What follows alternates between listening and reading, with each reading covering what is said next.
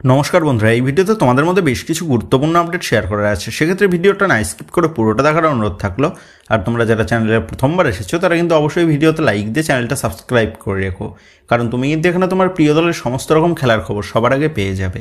আর তোমরা যারা এই ভিডিওটা দেখছো তাদের কাছে একটাই অনুরোধ থাকলো, যদি এই ভিডিওটা ভালো লেগে থাকে তাহলে কিন্তু অবশ্যই এই ভিডিওতে একটা লাইক করে দিও। তো চলো আর দেরি না করে আজকের ভিডিওর মেন টপিকগুলো নিয়ে আলোচনা শুরু করা যাক। তো বন্ধুরা, গতকাল হাই ভোল্টেজ সেমিফাইনাল 1-এর ম্যাচে প্রথমার্ধের প্রথম দিকেই মনবীর সিংয়ের করা গোলে মোহনবাগান দল 1-0 গোলে এগিয়ে গেলেও হেক্টর উস্তে এবং বিশাল কায়েতের করা কিছু ভুলের কারণে সেমিফাইনাল 1-এর প্রথম লেগের ম্যাচে 2-1 গোলে ম্যাচ হেরে যেতে হয়েছে মোহনবাগান দলকে। লিগ শিল্ড জয়ের পর গতকাল কিন্তু প্রথম ম্যাচ খেলতে নেমেছিল মোহনবাগান, এবং লিগ শিল্ড জয়ের পূর্ণ আত্মবিশ্বাসের কিছুটা ঝলক কিন্তু গতকাল দেখা গেছে মোহনবাগান দলের প্লেয়ারদের মধ্যে। গতকাল মোহনবাগানের মাঝমাঠ ভালো খেললেও গতকাল ডিফেন্স এবং আপফ্রন্ট কিন্তু তেমন একটা দানা বাঁধতে পারেনি। বিশেষ করে গতকাল জনি কাউকোকে নিজের চেনা ছন্দে কিন্তু খুব একটা দেখা যায়নি। তবে গতকাল জনি কাউকো একটা ভালো অ্যাটাক গড়ে তোলে, যেখানে বক্সের মধ্যে জনি কাউকো পড়ে যায়, যা দেখে অনেকেই ভেবেছে হয়তো ওটা পেনাল্টি ছিল। তবে ঘটনাটা ভালোভাবে দেখলে বুঝতে পারবে জনি কাউকো বক্সের মধ্যে যখন পড়ে যায় তখন ওড়িশা এফসি দলের ডিফেন্সরা কিন্তু খুব একটা বাধা দেয়নি জনি কাউকোকে, বা ওড়িশা এফসি দলের ডিফেন্সদের ট্যাকেলে কিন্তু জনি কাউকো বক্সের মধ্যে পড়ে যায়নি, যার ফলে ওটা কিন্তু কোনো মতেই পেনাল্টি ছিল না। ইভেন গতকাল ম্যাচ রেফারিও কিন্তু দারুণভাবে ম্যাচ পরিচালনা করেছিল। আশা করি তোমাদের মনে আছে গতকাল একটা ঘটনা ঘটেছিল যেখানে প্রথমে পেনাল্টি দেওয়া হয় ওড়িশা এফসিকে, তবে লাইন্সম্যান ঘটনাটাকে দেখে অফসাইড বলে সিদ্ধান্ত নেয় এবং পরবর্তী সময় রিপ্লেতে দেখা যায় ওটা ক্লিয়ার অফসাইড ছিল। খুব সম্ভবত রয় কৃষ্ণা অফসাইডে ছিল। তো সব মিলিয়ে গতকাল কিন্তু রেফারি নিখুঁতভাবে ম্যাচ পরিচালনা করেছে। তবে গতকালের ম্যাচে মোহনবাগান দল যার গোলের সুযোগ নষ্ট করেছে, সেই সুযোগগুলি যদি তারা নষ্ট না করতো তাহলে কিন্তু মোহনবাগান গতকাল 3 থেকে 4 গোলে জয় পেত। দিমিত্রি পেট্রাটস, আনোয়ার আলী, অনিরুদ্ধ বা এরা গোলের যে সহজ সুযোগগুলো মিস করেছে সেগুলো কনভার্ট হলে হয়তো গতকালের ম্যাচের ফলাফলটা অন্যরকম হতো। তো যাই হোক, গতকাল রয় কৃষ্ণা দুর্দান্ত খেলেছে, সেটা কিন্তু মানতেই হবে। হেক্টরুস থেকে বিট করে যেমনভাবে গোল দিয়েছে রয় কৃষ্ণা, ওখানে আরমান্দো সাদিকু থাকলে গোল তো দূরের কথা, সে কিন্তু কোনো ডিফেন্ডারকে বিটই করতে পারতো না। তো এই আরমান্দো সাদিকু যে কী করতে মাঠে নামে সেটাই কিন্তু বোঝা যাচ্ছে না। মানছি আরমান্দো সাদিকু খেটে খেলে, একজন বিদেশি স্ট্রাইকারের কাছ থেকে দল এবং দলের সমর্থকরা সবসময় গোলের আশা করে, যেটা কিন্তু করতে সম্পূর্ণরূপে ব্যর্থ হচ্ছে আরমান্দো সাদিকু। 5 থেকে 6 কোটি টাকা দিয়ে এত দামি স্ট্রাইকার নিয়ে এসে সে যদি আশানুরূপ পারফরমেন্স করতে ব্যর্থ হয় তাহলে কিন্তু ম্যানেজমেন্টেরও কিছু করার থাকে না। তবে গতকাল কোচ অ্যান্থনি লোপেস আবাসের বড় মারাত্মক ভুলটা হয়েছে দ্বিতীয়ার্ধের শুরুতেই আরমান্দো সাদিকুকে তুলে জেসন কামিংসকে না নামানোটা। জেসন কামিংসকে অন্তত 45 মিনিট সময় দিলে জেসন কামিংস গোল না পেলেও সে অন্তত অন্য কাউকে দিয়ে গোল করানোর চেষ্টা করত। তবে আরমান্দো সাদিকু পায়ে বল পেলে সেটা গোল হোক বা না হোক, তার কিন্তু বক্সের উদ্দেশ্যে শট নিতেই হবে, যেখানে আশেপাশে ফ্রিলিভাবে তার সতীর্থরা দাঁড়িয়ে থাকলেও তাকে পাস না বাড়িয়ে সে কিন্তু দুমদাম শট নেয় গোলের উদ্দেশ্যে। তো কোচ অ্যান্থনি লোপেস আবাসের কিন্তু এই দিকটাতে যথেষ্ট নজর দেওয়া দরকার আছে, নাহলে আগামী মরশুমেও যদি আরমান্দো সাদিকু দলে থেকে যায় তাহলে কিন্তু আরমান্দো সাদিকু যা পারফরমেন্স করছে তাতে মোহনবাগান দল যে এশিয়া মঞ্চে গিয়ে খুব একটা ভালো ফলাফল করতে পারবে সেই আশাটা দেখা কিন্তু সম্পূর্ণ ব্যর্থ হয়ে দাঁড়াতে পারে মোহনবাগান দলের সমর্থকদের জন্য। সেক্ষেত্রে সময় থাকতেই কিন্তু আরমান্দো সাদিকুকে নিয়ে চিন্তা করার প্রয়োজন এবার চলে এসেছে কোচ অ্যান্থনি লোপেস আবাস প্লাস মোহনবাগান ম্যানেজমেন্টের।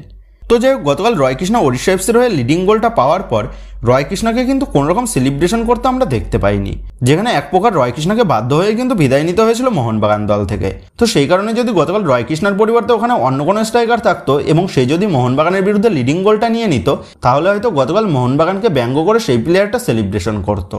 তো যাই হোক, এর আগের ম্যাচেও প্লাস গতকালের ম্যাচেও কিন্তু মোহনবাগানের বিরুদ্ধে গোল করে রয় কৃষ্ণাকে কোনো রকম সেলিব্রেশন করতে আমরা দেখতে পাইনি, যেটা কিন্তু পরিষ্কার মোহনবাগানের বিরুদ্ধে একটা শ্রদ্ধা বা সম্মান জ্ঞাপন করেছে কিন্তু রয় কৃষ্ণা, সেটা বলাই যায়। যেখানে তোমাদের আশা করি মনে আছে কেরালা ব্লাস্টার এফসি ভার্সেস মোহনবাগানের বিরুদ্ধে যে ম্যাচটা ছিল, সেই ম্যাচে কেরালা ব্লাস্টার এফসি জয় পাওয়ার পর প্রীতম কোটাল ম্যাচ শেষে চরম সেলিব্রেশন করেছিল মোহনবাগান গ্যালারির দিকে। সেখানে দাঁড়িয়ে রয় কৃষ্ণার গোলে রয় কৃষ্ণার প্রাক্তন দল মোহনবাগান হারের পরেও গতকাল কিন্তু রয় কৃষ্ণা কোনোরকম সেলিব্রেশন করেনি। আর এই কারণের জন্যই হয়তো আজও সকল সবুজ মেরুন সমর্থকদের মনের মণিকোঠায় জায়গা করে নিয়েছে রয় কৃষ্ণা। তো যাই হোক, রয় কৃষ্ণা যে আইএসএলের অন্যতম সেরা একজন সফল স্ট্রাইকার সেটা মানতেই হবে। 30 বছর বয়সে এসেও এখনও পর্যন্ত রয় কৃষ্ণা যে দুর্ধর্ষভাবে পারফরমেন্স করছে, যেটা কিন্তু এক কথায় বলতে গেলে বুড়ো হারেও কিন্তু ভেলকি দেখাচ্ছে রয় কৃষ্ণা। তো রয় কৃষ্ণার এই দুর্দান্ত পারফরমেন্স দেখেই রয় কৃষ্ণাকে আবারও কলকাতায় ফেরানোর চেষ্টা করছে ইস্টবেঙ্গল ম্যানেজমেন্ট। হ্যাঁ বন্ধুরা, ইস্টবেঙ্গল ম্যানেজমেন্ট আগামী মরশুমে ক্লিটন সিলভার পাশে আরও একজন সেরা স্ট্রাইকারকে দলে নিয়ে আসতে চাইছে, তেমনটাই আপডেট। যার ফলে ডিমিত্রিয়াস ডায়ামন্টাগোস, জর্জ পেরেরা ডায়াজের মতন একাধিক সফল স্ট্রাইকারের নাম কিন্তু জানা গেছে ইস্টবেঙ্গলকে কেন্দ্র করে। এমনকি রয় কৃষ্ণাও কিন্তু একাধিকবার লিস্টে ছিল ইস্টবেঙ্গল ম্যানেজমেন্টের টার্গেট লিস্টে। তো এই মুহূর্তে যেমনটা আপডেট, ইস্টবেঙ্গল ম্যানেজমেন্ট যদি ডিমিত্রিয়াস ডায়মান্টাকসের ডিলটা শেষ পর্যন্ত ডান করতে না পারে, তাহলে ইস্টবেঙ্গল ম্যানেজমেন্ট রয় কৃষ্ণার জন্য অল আউট ঝাঁপাতে চলেছে। এবং যেমনটা খবর, রয় কৃষ্ণার এজেন্টের সাথে কিন্তু এক প্রস্ত কথাবার্তাও সেরে রেখেছে ইস্টবেঙ্গল ম্যানেজমেন্ট। সেক্ষেত্রে ভবিষ্যতে আমরা আবারও রয় কৃষ্ণাকে কলকাতা ময়দানে দেখতে পাবো নাকি, সেটাই কিন্তু এখন দেখার বিষয় হবে। তো যাই হোক, এবার নেক্সট আপডেটটা মোহনবাগান কী উপায়ে এই মৌসুমের আইএসএলের ফাইনাল ম্যাচে কোয়ালিফাই করবে। তো ওড়িশা এফসির বিরুদ্ধে 2-1 গোলে হেরে গিয়ে রীতিমতন কঠিন পরিস্থিতির মধ্যে কিন্তু পড়ে রয়েছে মোহনবাগান দল।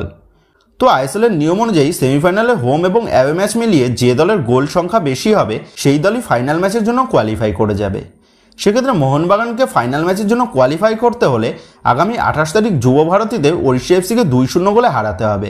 মানে ওড়িশা এফসি যা গোল করবে তার থেকে কিন্তু 2 গোল বেশি করতে হবে মোহনবাগান দলের, কারণ ওড়িশা এফসির কাছে এখন 1 গোলের লিড রয়েছে। সেক্ষেত্রে মোহনবাগানকে জিততে গেলে ওড়িশা এফসির বিরুদ্ধে সেই 1 গোল করার পরেও কিন্তু আরও একটা গোল দিতে হবে। মানে ওড়িশা এফসির থেকে কিন্তু 2 গোল বেশি দিতে হবে মোহনবাগান দলের। তখন এটাই দেখার বিষয় হবে আগামী 28 তারিখ গ্যালারি ভর্তি সমর্থকদের সামনে ওড়িশা এফসিকে হারিয়ে এই মৌসুমের আইএসএলের ফাইনালের টিকিট কনফার্ম করতে পারে নাকি মোহনবাগান দল। তো মোহনবাগান দল যে তাদের সমর্থকদের সামনে কেমন দুর্ধর্ষমান পারফরমেন্স করে সেটা কিন্তু গত মুম্বাই ম্যাচেই তোমরা দেখতে পেয়েছো। সেক্ষেত্রে আশা করা যাচ্ছে আবারও গ্যালারি ভর্তি সমর্থকদের সামনে ওড়িশা এফসির বিরুদ্ধে আগামী 28 তারিখ কিন্তু দুর্দান্ত একটা লড়াই দিতে চলেছে মোহনবাগান। আর মোহনবাগান যদি আগামী 28 তারিখ ওড়িশা এফসিকে হারিয়ে ফাইনাল ম্যাচের জন্য কোয়ালিফাই করতে পারে, সেক্ষেত্রে কিন্তু ফাইনাল ম্যাচে মোহনবাগান দল খেলতে নামবে নিজেদের হোম গ্রাউন্ডে। সেক্ষেত্রে মোহনবাগান দল ফাইনাল ম্যাচে কোয়ালিফাই করলে ফাইনাল ম্যাচেও কিন্তু হোম গ্রাউন্ডের সাপোর্টটা কিন্তু একটা বড় অ্যাডভান্টেজ হতে চলেছে মোহনবাগান দলের জন্য। তো বন্ধুরা, তোমরা কমেন্ট করে জানিও মোহনবাগান কি পারবে আগামী 28 তারিখ ওড়িশা এফসিকে নিজেদের ঘরের মাঠে হারিয়ে এই মৌসুমের আইএসএলের ফাইনাল ম্যাচের টিকিট কনফার্ম করতে। এই বিষয়ে তোমাদের মতামতটা কিন্তু অবশ্যই নিচে কমেন্ট করে জানিয়ে দিও। এবার নেক্সট আপডেটটা বেরিয়ে আসছে হায়দ্রাবাদ এফসিকে নিয়ে। তো এই মৌসুমে হায়দ্রাবাদ এফসি অত্যন্ত কঠিন একটা পরিস্থিতির মধ্যে কাটিয়েছে, সেটা তোমরা জানো। ইনভেস্টর না থাকার কারণে হায়দ্রাবাদ এফসিকে এই মৌসুমে অত্যন্ত সাফার করতে হয়েছে। এবং এই মুহূর্তে যেমনটা আপডেট, প্লেয়ার এবং কোচিং স্টাফদের স্যালারি ডিউ থাকার কারণে হায়দ্রাবাদ এফসিকে ট্রান্সফার ব্যান করা হয়েছে। সেক্ষেত্রে আগামী ট্রান্সফার উইন্ডোতে হায়দ্রাবাদ এফসি তাদের দলে নতুন কোনো রকম প্লেয়ার রেজিস্টার করতে পারবে না যদি না তারা তাদের প্লেয়ার এবং কোচিং স্টাফদের বকেয়া অর্থ পে করতে না পারে। সেক্ষেত্রে আশা করব হায়দ্রাবাদ এফসি ম্যানেজমেন্ট যেন দ্রুত তাদের নতুন ইনভেস্টর খুঁজে এই সমস্যা থেকে বার হতে পারে। তো বন্ধুরা, এই ভিডিওতে গুরুত্বপূর্ণ আপডেটগুলোই তোমাদের মধ্যে শেয়ার করার ছিল। তো আশা করি ভিডিওটা তোমাদের ভালো লেগেছে। তো যদি ভিডিওটা ভালো লেগে থাকে তাহলে ভিডিওতে লাইক দিয়ে চ্যানেল সাবস্ক্রাইব করে পাশে থাকা বেল আইকনটা অবশ্যই প্রেস করে দিও। আর তোমরা যারা এখনও পর্যন্ত আমাদের সোশ্যাল মিডিয়া পেজের সাথে যুক্ত হওনি তারা কিন্তু অবশ্যই নিচে ডেসক্রিপশন বক্সের লিঙ্ক থেকে আমাদের সোশ্যাল মিডিয়া পেজের সাথে যুক্ত হয়ে যেও, কারণ এখন কিন্তু সমস্ত লেটেস্ট আপডেটগুলো সবার আগে আমাদের সোশ্যাল মিডিয়া পেজেই পোস্ট করা হয়। সেক্ষেত্রে তুমি তোমার প্রিয় দলের সমস্ত রকম খুঁটিনাটি তথ্য সবার আগে পাওয়ার জন্য অবশ্যই কিন্তু তোমরা আমাদের ফেসবুক এবং ইনস্টাগ্রাম পেজের সাথে যুক্ত হয়ে যেও। তো এখন তোমরা ফেসবুক এবং ইনস্টাগ্রামে গিয়ে তোমরা আমাদের এই চ্যানেলের নাম লিখে সার্চ করলেও তোমরা কিন্তু আমাদের ফেসবুক এবং ইনস্টাগ্রাম পেজটা খুঁজে পেয়ে যাবে। সেক্ষেত্রে অবশ্যই কিন্তু মনে করে তোমরা আমাদের ফেসবুক এবং ইনস্টাগ্রাম পেজের সাথে যুক্ত হয়ে যেও। তো বন্ধুরা, এই ভিডিওটা এটুকুই ছিল। তো আসি বন্ধুরা, দেখা হচ্ছে পরের ভিডিওতে।